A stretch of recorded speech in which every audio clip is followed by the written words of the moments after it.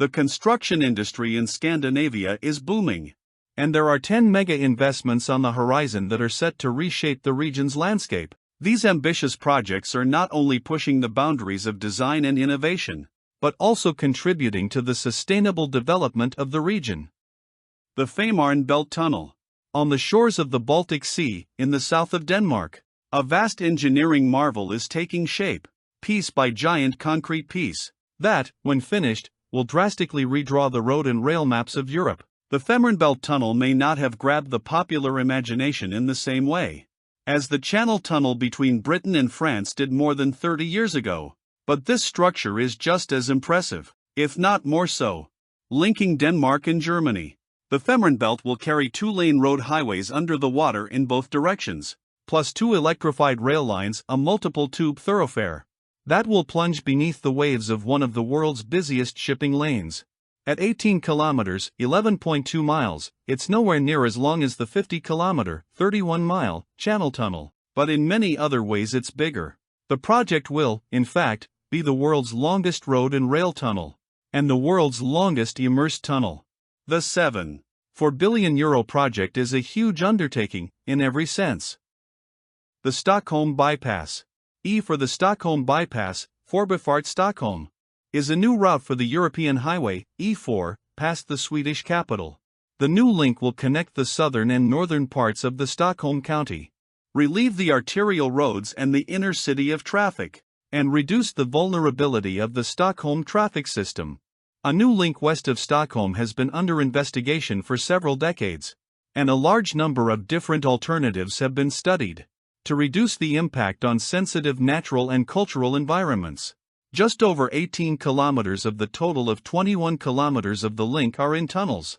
The land acquisition plan is now adopted and approved by the government. The work on the project planning for building documentation is ongoing. The construction work for the first main contracts started in 2015. The Stockholm Bypass will take approximately 15 years to finish. When the link opens for traffic, it will be one of the longest road tunnels in the world. By 2035, the Swedish Transport Administration estimates that the Stockholm Bypass will be used by approximately 140,000 vehicles per day. The Arctic Circle Railway.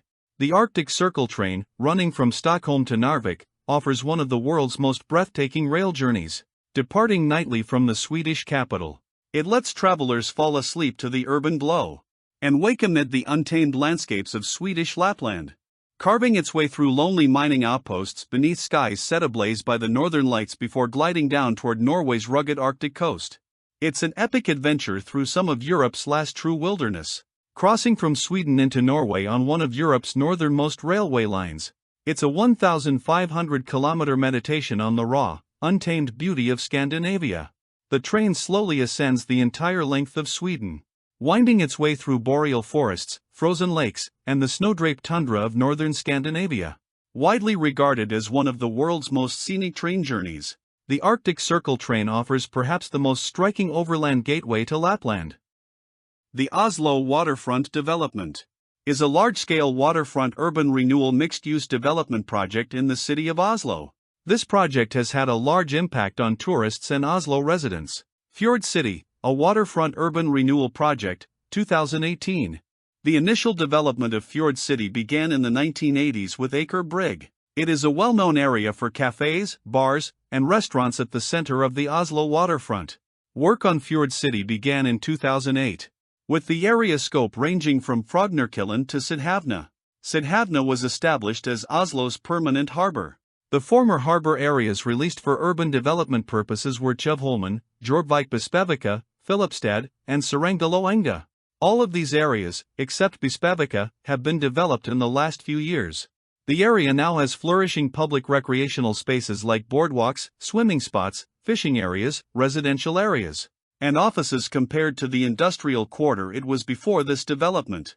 The entire area has an excellent architecture that pushes the boundaries of what high-rise architecture, among other typologies, should be in the contemporary architecture scene.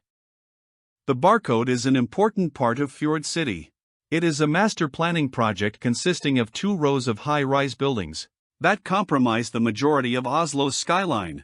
The Barcode represents modern architecture, and is synonymous with contemporary architectural exploration pushing boundaries and exploring the possibilities of what the high-rise building typology could be.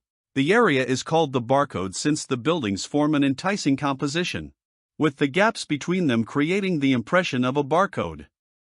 The Helsinki-Tallinn Tunnel is a proposed new undersea tunnel connecting the Finnish capital of Helsinki and the Estonian capital of Tallinn. Across the Gulf of Finland and under the Baltic Sea. The 100 kilometers long tunnel is being developed by Finest Bay Area Development. It is estimated to be completed at a cost of approximately €15 billion, $16.8 billion. The environmental impact assessment for the project is currently ongoing, and construction is expected to begin once all regulatory approvals are received. The project will provide reliable and rapid transportation between the two capital cities, offering a vital connection between Scandinavia and Central Europe. The Gothenburg port expansion. The investment, amounting to approximately €60 million, has been under construction for the past 6 years, and was made to meet the increased transportation needs of Swedish industry. This terminal began planning as early as the last century. Now that future is here, and this terminal is needed to meet the transportation needs of Swedish industry today, which are also expected to continue growing over time. In the construction of Arendal 2, 180,000 cubic meters of contaminated materials from dredging in the Gata River have been encapsulated. These materials have been contained, stabilized, and solidified to form the foundation of the terminal area, which has then been asphalted.